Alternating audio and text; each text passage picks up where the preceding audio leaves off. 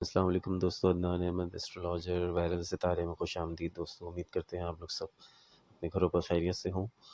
آج کی ویڈیو میں ہم بات کریں گے ستارہ زحل کی پوزیشن جو چینج ہوگی، تو اس پوزیشن کے چینج ہونے سے زوڈیک سائنس پہ کیا اثرات پڑیں گے، اور سیارہ زحل 17 جنوری 2023 سے لے کر 29 مارچ 2025 یعنی کہ تقریباً 2 سال کا عرصہ برج دلو میں حرکت کرے گا، ایکویریس میں رہے گا۔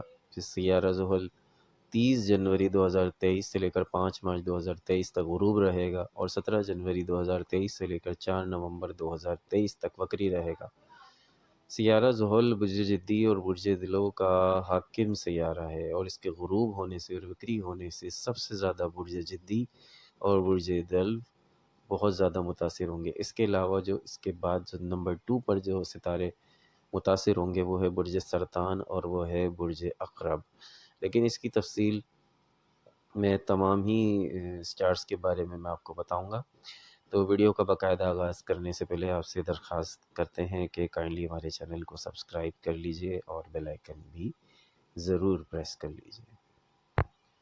سب سے پہلے بات کرتے ہیں دائرۃ البروج کے پہلے ستارے برج حمل کی، ایریز کی۔ تو 11ویں گھر میں سیٹرن کے ہونے کی وجہ سے آپ کی اضافی آمدن کے مواقع کھلیں گے، لیکن سیٹرن کی لگن پر تیسری نظر ہونے سے ذہنی اور جسمانی تکلیف آپ کی رہیں گی۔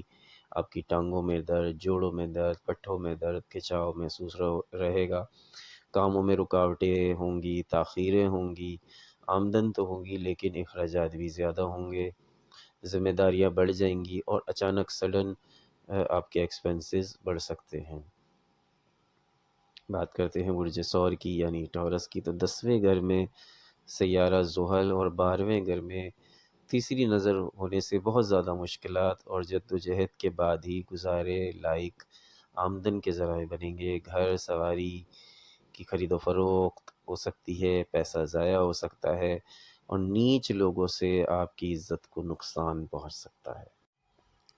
بات کرتے ہیں برج جوزہ کی۔ تو 9th ہاؤس میں سیارہ زحل ہونے کی وجہ سے جو آپ کی ویسٹرن سائڈ کا سفر ویسٹرن سائڈ ہے جو آپ کے شہر کا، وہاں پہ آپ کا سفر ہو سکتا ہے۔ دین سے دوری ہوگی، اضافی آمدن کے ذرائع ملیں گے۔ جوا، سٹے بازی، عیاشی میں پیسہ آپ کا ضائع ہو سکتا ہے۔ نزدیکی رشتہ داروں سے تعلقات خراب ہوں گے۔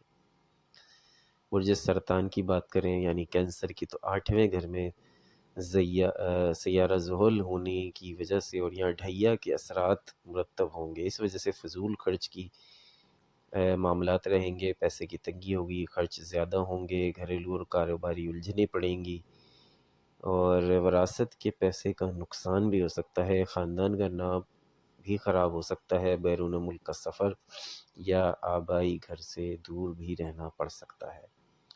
برج اسد کی بات کرتے ہیں لیو کی۔ تو 7ویں گھر میں سیارہ زحل ہونے سے شریک حیات کے ساتھ فضول کی بحثیں، مباحثے، لڑائی جھگڑے رہیں گے۔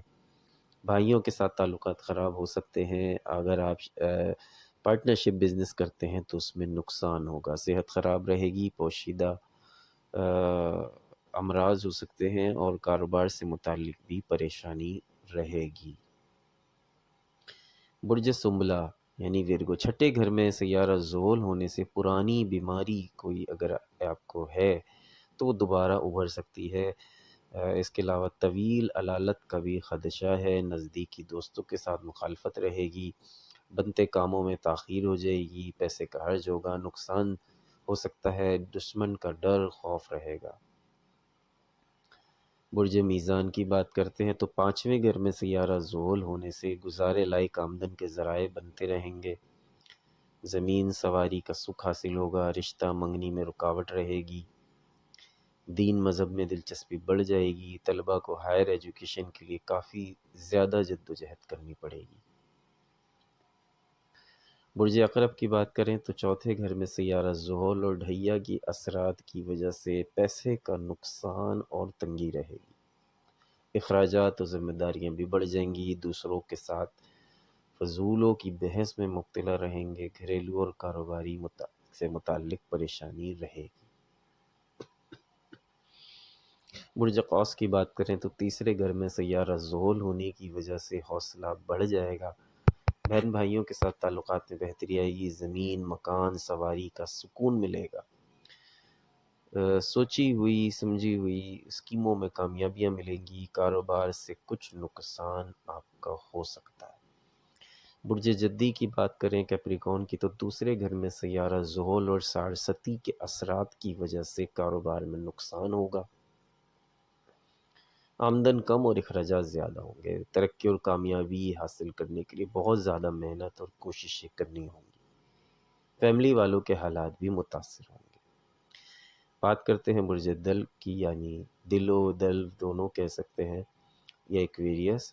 اول گھر میں پہلے گھر میں زحل ہونے کی وجہ سے شادی شدہ افراد کی زندگی میں تناؤ رہے گا، کسی نئے کام کی پلاننگ کریں گے، کاروبار میں سرمایہ کاری کرنے سے فائدہ ہوگا، پچھلے کیے گئے کاموں میں کامیابی ہوگی، سارستی کی وجہ سے ذہنی دباؤ زیادہ محسوس کریں گے، گھریلو ماحول میں خرابی اور اخراجات زیادہ ہوں گے۔ اب بات کرتے ہیں پائسس کی، برج حوت کی، تو 12ویں گھر میں زحل ہونے سے اخراجات میں انتہا بڑھ جائیں گے، طبیعت خراب رہے گی، پیسے کا نقصان، تنگی رہے گی، ازدواجی زندگی میں بھی مسائل رہیں گے، بڑے بھائی کے ساتھ تعلقات خراب ہوں گے، خدا نخواستہ اسپتال کورٹ کچہری کے چکر لگ سکتے ہیں۔ تو دوستو یہ تو تھی ہماری پریڈکشنز برج حوت سے برج حمل سے لے کر برج حوت تک، اور اس میں ہم نے آپ کو بتانے کی کوشش کی کہ جو زحل جو سیارہ ہے وہ کتنے زیادہ خراب آپ کو اثرات دیتا ہے۔ اس کی وجہ یہ ہے کہ زحل ہمارا ایک سخت ٹیچر ہے۔ اصل میں سیارہ زحل، جیسے کہ میں آپ کو بتایا نا، یہ ایک سخت ٹیچر کی طرح ہم سے برتاؤ کرتا ہے، کہ جیسے بہت سخت استاد نہیں ہوتے، یہ ویسے ہی ہمارے ساتھ برتاؤ کرتا ہے، بیہیو کرتا ہے، کہ بالکل سختی کے ساتھ ہم سے نمٹتا ہے۔ صحیح کام کرتے ہیں تو گڈ دیتا ہے، اور غلط کام کرتے ہیں تو ہمیں پور دیتا ہے۔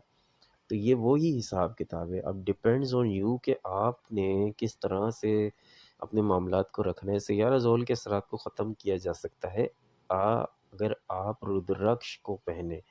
رودرکش ایک تعلق جو ہے، ایک ٹری سے نکلنے والا ایک فروٹ ہے، وہ ڈرائی ہو جاتا ہے تو اس کو گلے میں پہن سکتے ہیں، ہاتھ میں پہن سکتے ہیں، لیکن اس کی جو کنڈیشنز ہوتی ہیں وہ ہر ستارے کو بھی، ہر زوڈیک سائن کو بھی وہ سوٹ نہیں کرتا، لہٰذا رودرکش اگر آپ پہنیں تو پہلے کسی ایسٹرولوجر سے پہلے آپ کنسلٹ کریں، اس کے بعد پھر اس کو پہنیں۔ باقی جو اپنی مشکلات کے حل کے لیے، ہر کسی کے لیے ہم پر جو مشکلات آتی ہے تو اس کے لیے ہمیں نبی علیہ الصلوۃ والسلام کی جو تعلیمات ہے اس میں ہمیں یہی سبق ملتا ہے کہ اگر ہم اللہ کی طرف رجوع کریں تو ہماری مشکلات دور ہو جاتی ہیں، اور ہم اللہ کی طرف رجوع کرنے کے لیے کیا کر سکتے ہیں؟ جب نبی علیہ الصلوۃ والسلام پر کوئی مشکل آتی تھی تو وہ کیا کرتے تھے؟ وہ نماز پڑھتے تھے، وہ فوراً نماز کی طرف متوجہ ہو جایا کرتے تھے، اور ہمارا کیا حال ہے؟ ہم دیگر چیزوں کی طرف چلے آتے ہیں۔ تو سب سے پہلے تو نماز ہے، تو باقی چیزیں ساری بعد میں آتی ہیں، باقی چیزوں کے بھی اثرات ہوتے ہیں، باقی چیزوں کی بھی پازیٹیوٹیز ہوتی ہیں، مگر نماز کے بعد، نماز سب سے پہلے۔